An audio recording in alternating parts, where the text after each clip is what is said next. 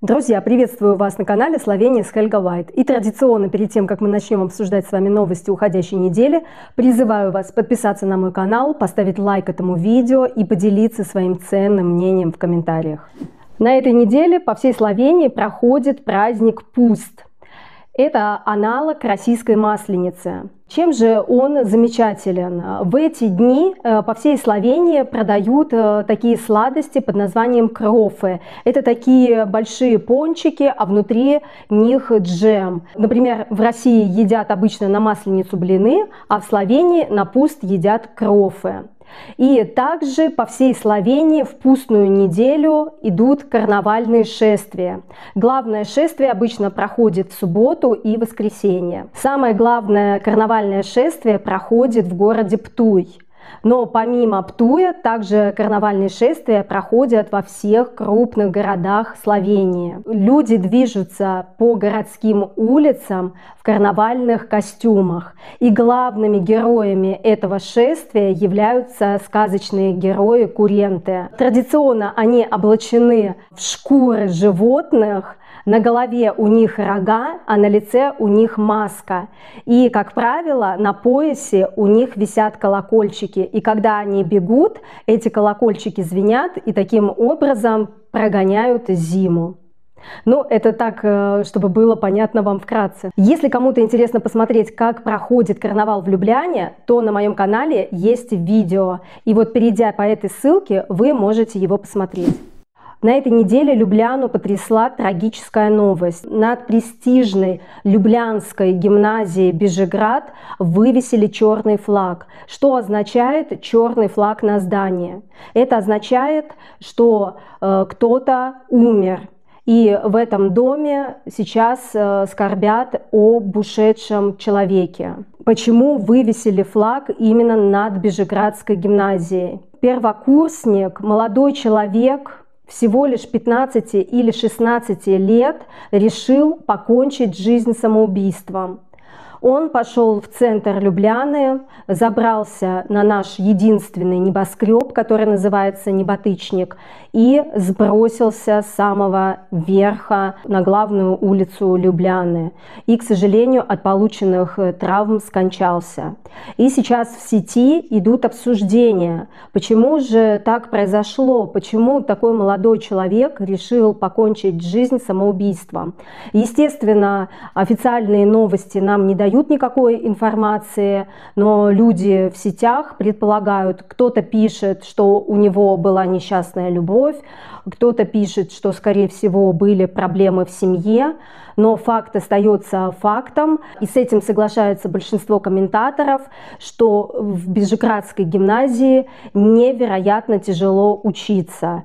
Там огромные нагрузки, и дети испытывают огромный стресс. И добавлю немного статистики. Каждый год из-за самоубийств погибает более 800 тысяч людей на всем свете. В Словении больше 300 человек в год. Для такой маленькой страны, как Словения, это невероятно огромная цифра. Можно себе представить, что практически каждый день в Словении кто-то заканчивает свою жизнь самоубийством. Эта новость, конечно же, меня тоже повергла в шок. Я сама мать двух мальчиков, и не за горами то время, когда они тоже отправятся учиться в какую-нибудь гимназию. Выражаю сочувствие всем близким и родным погибшего молодого человека.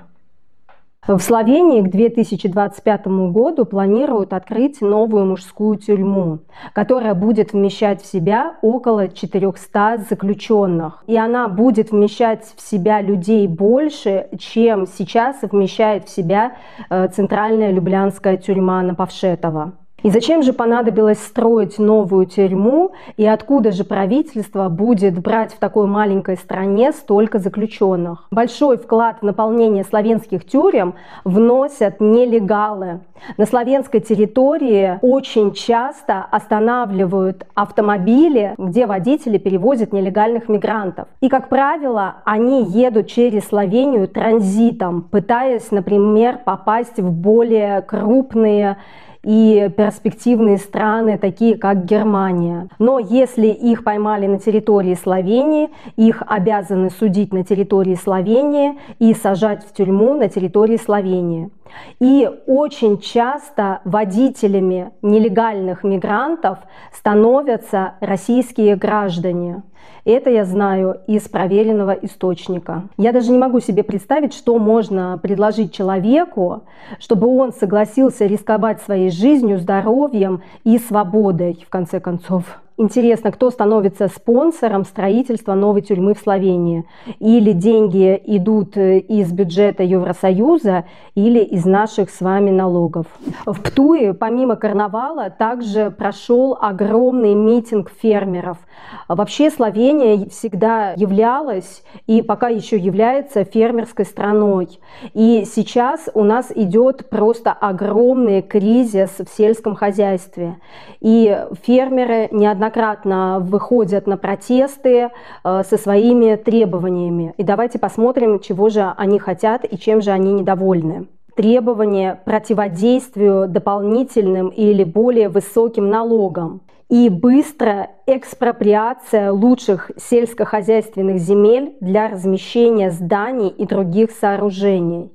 Как вы знаете, в Словении очень не хватает нового жилья. И, видимо, сейчас пытаются взять сельскохозяйственные земли и на них построить новые здания.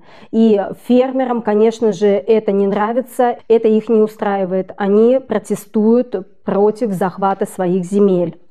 Помимо этого, они требуют отмены полного запрета на земледелие вдоль водотоков и немедленной оплаты мер сельскохозяйственной политики и возвращения управления животными в охотническое товарищество. Также они хотят, чтобы фермерам-пенсионерам была гарантирована достойная пенсия. И, по примеру Франции, право на фермерство должно быть закреплено в законодательстве. Также фермеры заявляют, что их душит конкуренция товаров, завезенных из других стран, которые продаются под видом славянских товаров. У нас в Словении строгий контроль над пшеницей, кукурузой, мясом и всем остальным. Но за пределами Европы контроля нет. И эти продукты импортируют к нам в Словению и продают как словенскую еду. По неофициальной информации, аналогичные акции протеста готовятся также в городе Ленард и Целья. И в конце новости погоды от Алисы. Алиса, какая погода будет в Любляне в понедельник? Завтра в Любляне от +7 до +10. Небольшой дождь. Спасибо, Алиса. Пожалуйста. Рада, что вы у меня есть. Мы тоже очень рады, что ты у нас есть. Друзья, на этом мои короткие новости подошли к концу. Не забывайте, пожалуйста, подписываться на мой канал, ставить лайки и делиться своим ценным мнением в комментариях. Пока-пока.